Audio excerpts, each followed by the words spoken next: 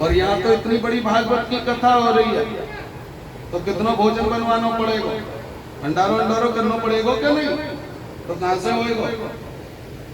हम करेंगे, हम ना धरे लेंगे। यहाँ तो जो आ रहा हो सब जा रहा हो। हाँ, भंडारो कितने करना है? तुम्हें सबको करना है। जय श्री कृष्ण।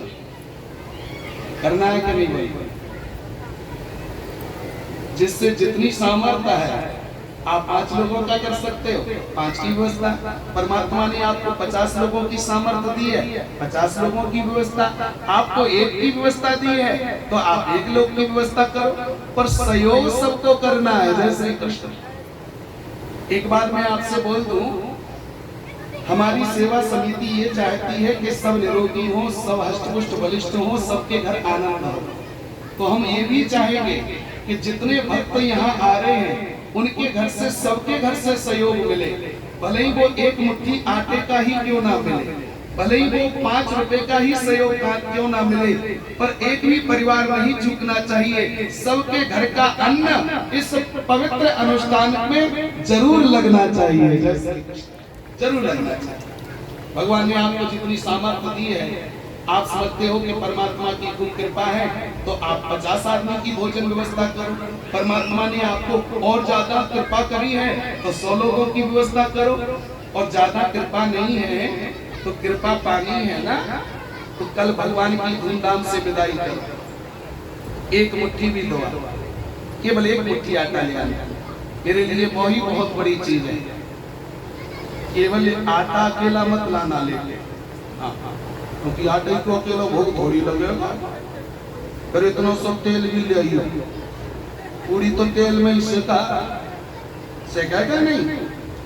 और मीठो जरूरी चाहिए, तो थोड़ी सी शक्कर ले आना, थोड़े से 4 दस्ताने, जितने तुमसे बने प्रेम से लाना।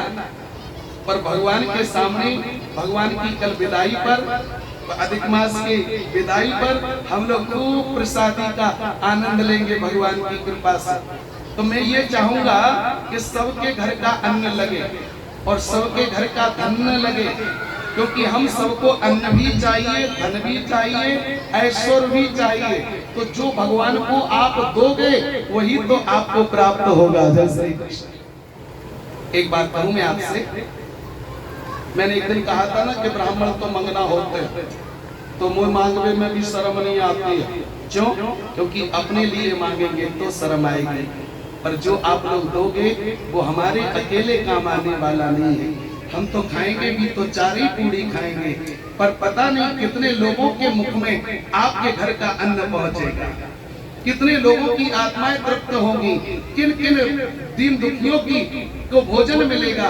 देखो, आप लोग भले ही मुझसे कहो कि पंडित जी मांग रहे हैं, लेकिन मुझे कोई शर्म नहीं है, क्योंकि मैं अपने लिए मांगता तो मुझे शर्म होती। पर यहाँ जो कार्यक्रम हो रहा है, जैसे हमारे व्यास जी रोज भोजन करा रहे हैं, तो केवल मैं अकेला फलार थोड़ी करता, और भी तो लोग फलार अलार भोजन सब करते हैं। तो करने केवल नाम मेरा है, पर काम तो आप सबका ही है। जय श्री कृष्ण। और ये कार्यक्रम केवल मेरा नहीं है, ये आप सबका ही कार्यक्रम है। ये पुरुषोत्तम मास केवल मेरे अपने लिए थोड़ी है, ये तुम सब भक्तों के लिए है। और इतना निवेदन कर रहा हूं कि अगर आज आप दान करने से चूक गए, तो ये पावन पवित्र महीना पुरुषोत्तम मास का 3 वर्षों के बाद आएगा, और अगली बार श्रावण का महीना भी मिलने वाला नहीं है। अगली बार 19 साल बाद आया ये श्रावण में अधिक मास, 19 साल बाद, और इतना ही टाइम पे लगेगा। इसलिए अधिक मास 3 वर्ष में एक बार आता है, पहली बात है।